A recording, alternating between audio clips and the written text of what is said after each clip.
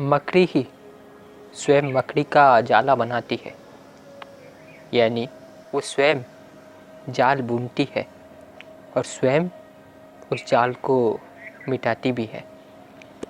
कहने का तात्पर्य ये है बंधुगण, हम ही हमारे लिए समस्या खड़ा करते हैं। वास्तव में कोई और नहीं होता हमारा समस्या का मूल कारण। उसका मूल कारण हम ही होते हैं। हाँ, कभी कभी परिस्थिति अन्य मनुष्य भी हो सकते हैं, परंतु उन परिस्थितियों उन मनुष्यों में भी हम शामिल होते हैं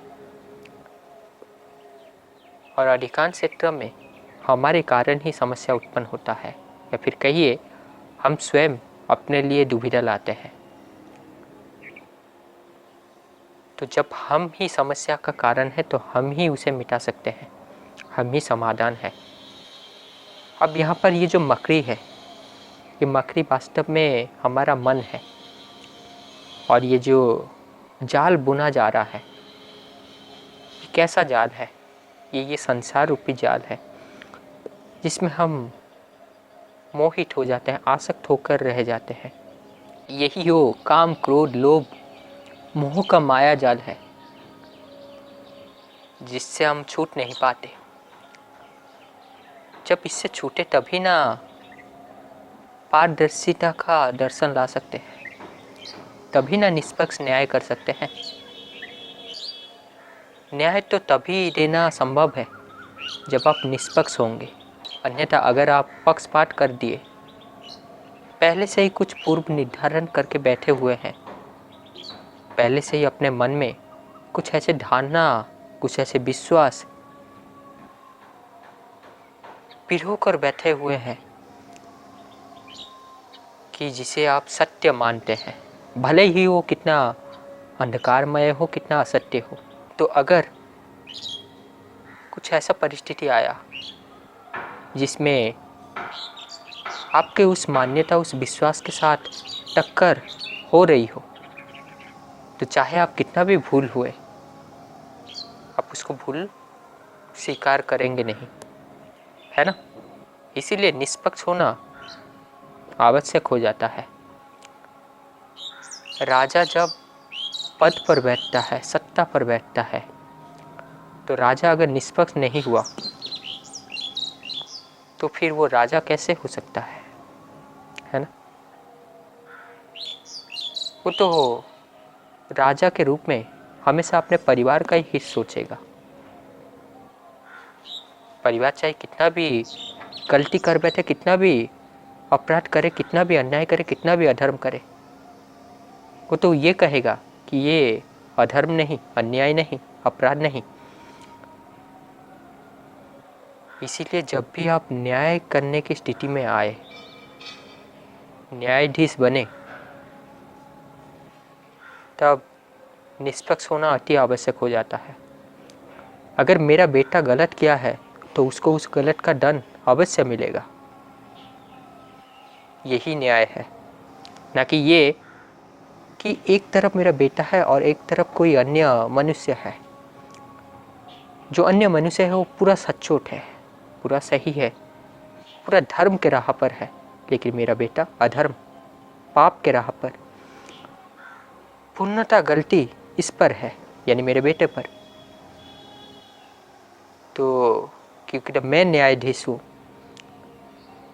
मैं अगर निष्पक्ष भाव रखूँगा तो अपने बेटे को दंडित करूँगा, लेकिन अगर पक्षपाती भाव रखता हूँ, अगर अपने परिवारजनों से आसक्त हो जाता हूँ, तो पहला चीज़ तो ये, आप न्यायाधीश बनने के हकदार नहीं। दूसरा, आप अगर न्याय भी करेंगे वो सबसे बड़ा अन्याय होगा। आपका न्याय ये होगा कि आप अपने पुत्र को किस तरह सुरक्षित रखें। इसीलिए जो गलत नहीं किया उसको आप गलत ठहरा देंगे। क्या सही नहीं कह रहा हूँ बंधुगण? जो विषय में मैं कहना चाहता था कि मन किस तरह मकड़ी की तरह कार्य करता है। वास्तव में जब हमें प्रारंभ से ही धर्म की शिक्षा नहीं मिलती, न्याय क्या है इसकी शिक्षा नहीं मिलती, तब हम अधर्म की राह पर आगे बढ़ते रहते हैं। अगर धर्म की शिक्षा मिल गई, न्याय क्या है ये मिल गया, चेतना की शिक्षा मिल गई, बोध ग्रंथ अध्ययन किया जा रहा हो, तो फिर अगर आपके सामने कोई पाखंडी, कोई मिथ्याचारी आकर कुछ प्रलोभन देने लगे, आपका प्राण चाहे चले जाए, आप कभी भी गलत राह पर नहीं जाएंगे। और ऐसा ही आदर्श हमारा हुआ करता था। कहाँ गया आज वो आदर्श? जैसे मानो रेत में मिल गई। आज का आदर्श कुछ अलग हो चुका है। सही कह रहा हूँ ना बंधुगण? आज देखिएगा कैसे दृश्य पर, कैसे संगीत पर, कैसे नाटक पर, कैसे चलचित्र पर, कैसे कंटेंट यानी वीडियो पर, चाहे वो यूट्यूब में क्यों ना हो, किस में ज़्यादा व्यूज़ होता है और कौन तुरंत ग्रो कर जाता है। वही जो नकारात्मकता परोस रहा है इस वीडियो के माध्यम से, वही ज़्यादा ग्रो करता जा रहा है तथा यही आज रोल मॉडल बन गए हैं। किसी के पास ज़्यादा व्यू आ गया, ज़्यादा ऑडियंस आ गया, मतलब ये नहीं कि वो सही रास्ता पर है, वो सच्चाई के रास्ता पर है, वो सही इंसान है। क्या व्यूज़ ज़्यादा होना, सब्सक्राइबर ज़्यादा होना सटीक इंसान का आधार है? कभी भी नहीं। अब आप लोग यहाँ पर ये कह रहे होंगे कि मैं तो YouTube में वीडियो बना रहा हूँ और मेरा ग्रो नहीं हो रहा है, मेरा उतना सब्सक्राइबर नहीं है, इसीलिए मैं इनडायरेक्टली अलग कंटेंट मेकर को एक्सपोज कर रहा हूँ या फिर सबके सामने निंदा दे रहा हूँ अलग तरीके से, सॉफ्ट वे से। नहीं बंधुगण, मैं ऐसा नहीं कर रहा हूँ और ना ही मेरा ऐसा मनोदशा है। मैं जो कह रहा हूँ उसको समझिए, जिस आधार पर कह रहा हूँ उसको समझिए, और क्या सही कह रहा हूँ या गलत कह रहा हूँ आप समझ पा रहे होंगे, है ना? ऐसा नहीं कि मेरा इससे द्वेष है, उससे द्वेष है, नहीं, जो सही है मैं वो कर रहा हूँ। तो हमारा मन को जब ज्ञान मई वातावरण में नहीं रखा जाता, कामियों के साथ, क्रोधियों के साथ, लोभियों के साथ, कुकर्मियों के साथ कुसंग में रखा जाता है, तो हम भी उसी तरह बनने लगते हैं। इसीलिए तो बंधुगण कहते हैं कि शेर अगर गीदड़ों के बीच पलने लगा, उसके बीच परवरिश होने लगा, तो चाहे वो शेर हो या सिंह हो, वो अपने ताकत को भूल जाता है, अपने क्षमता को भूल जाता है। वो जान ही नहीं पाता वो शेर है, वो सिंह है, वन का राजा, परंतु कार्य कर रहा है गीदड़ के जैसा। उसका आत्मविश्वास ही नहीं है उसके पास। यही शेर, यही सिंह इसीलिए वन का राजा होते हैं, क्योंकि इन्हें कोई परास्त नहीं कर सकता। आक्रामक तथा दबंग रवैया रखते हैं ये। शेर शिकार कर कर खाना जानता है, वो खाने के लिए किसी पर निर्भर नहीं करता, वो किसी से डरता नहीं, सब उससे डरते हैं। परंतु क्योंकि ना उसका परवरिश गीदड़ के साथ हुआ है, वो गीदड़ के साथ उठा बैठा, खाना खाया, उसी तरह का जीवन उसका हो गया। इसीलिए उसका जो आंतरिक गुण था, आंतरिक कौशलता था, वो सुप्त अवस्था में है, वो उसे भूल चुका है।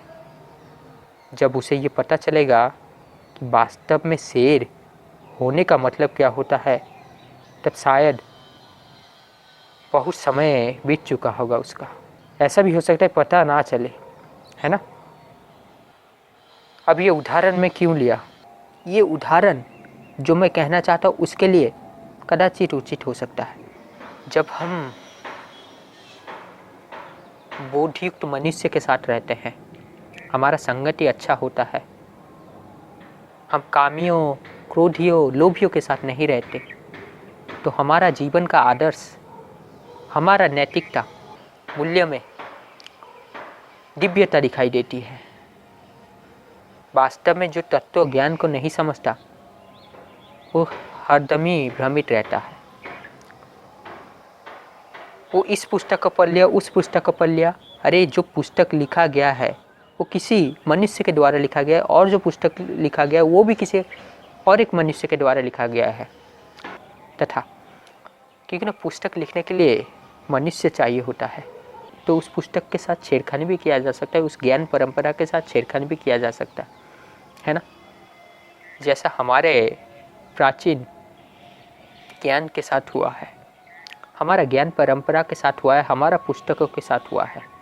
इसीलिए आज मनुष्य कुछ अंध प्रथा, अंध मान्यताएं, अंध परंपराओं को क्या आध्यात्मिकता मानकर, सही मानकर, उचित मानकर इसे आगे बढ़ाते जा रहे हैं। वहीं पर अगर यहीं पर एक तत्वज्ञानी मनुष्य होगा, वो जान जाएगा ये अनुकरणीय नहीं, मान्य नहीं, ये केवल तिरस्कारनीय है, यानी इसे सिर्फ फेंक देना चाहिए, आगे नहीं बढ़ाना चाहिए इसको, है ना। ऐसा वो किस लिए कह पा रहा है? क्योंकि ना उसके पास तत्व का बोध है, और तत्व से जानता है। जैसे मान लीजिए पानी कहूँ, बर्फ कहूँ या फिर भाप कहूँ, जो इन तीनों को एक समझता है वही ज्ञानी है, वो तत्व को जानता है। लेकिन कोई भाप से इतना अटैच हो गया, कोई बर्फ से, तो कोई पानी से, यानी वो पानी तक ही सिमट रहा, वो बर्फ तक, ये भाप तक, ये जान ही नहीं पाए ये तीन एक ही तत्व का हिस्सा है। बस जैसे बाहर की परिस्थिति है, जैसे समय की आवश्यकता है, उसी अनुसार रूप ले लिया है इन्होंने। ये तो वो जान नहीं पाए, तो अपने आप से भिन्न लगे, अपने आप से लड़ने लगे।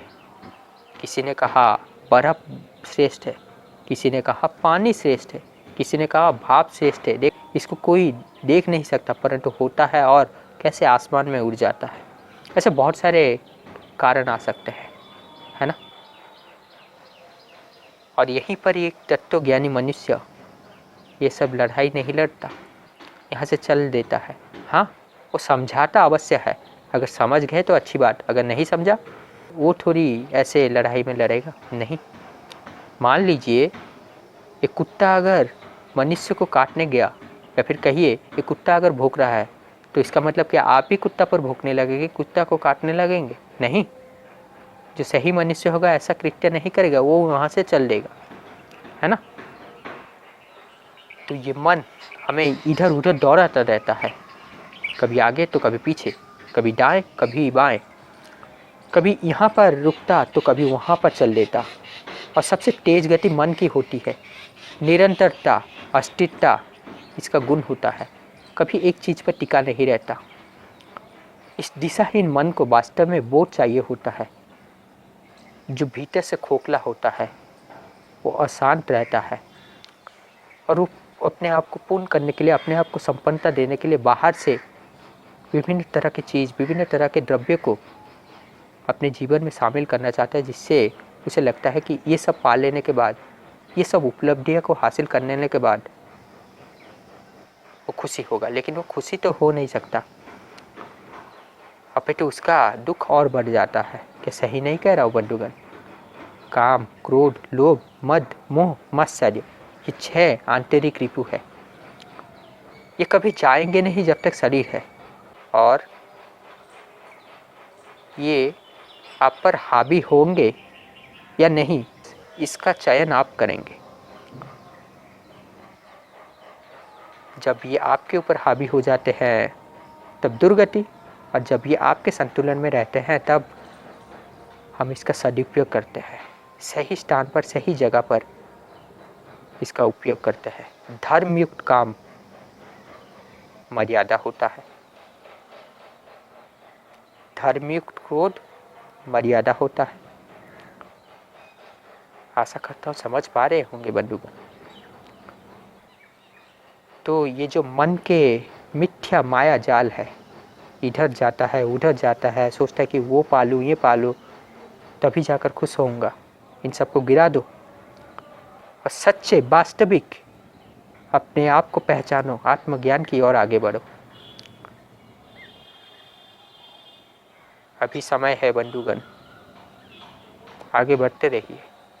किस राह पर? सच्चाई की राह पर, धर्म की राह पर।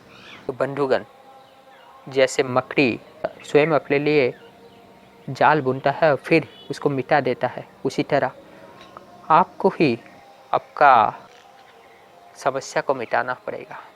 अतीत कभी आया नहीं था और भविष्य कभी आता नहीं। आता तो केवल वर्तमान ही है। वो वर्तमान अतीत बन जाता है, फिर वही वर्तमान आगे भविष्य बनेगा। यानी हम सिर्फ वर्तमान का ही अनुभव कर पाते हैं। भविष्य और भूत जो कहते हैं वो तो कल्पना युक्त चीज़ है। जो बीत गया, यानी जो वर्तमान बीत गया, उसे हम भूतकाल के नाम से कहते हैं, और जो वर्तमान आगे आने वाला है उसको हम भविष्य के नाम पर संबोधन करते हैं। क्या सही नहीं कह रहा हूँ बंधुगण? तो समय हो गया कि आपसे अलविदा लिया जाए। शांति से आगे बढ़ते रहिए। ज्ञान सिर्फ कहना नहीं है, अपने पास रखना नहीं है, उसे बांटते जाना है और जीवन में उतरना अति आवश्यक बन जाता है। धर्म के राह पर आगे बढ़ते चलो, संघर्ष के राह से मत घबराओ, यही वीरों की राह होती है। तो थोड़ी देर की प्रतीक्षा कीजिए, धीरज रखिए।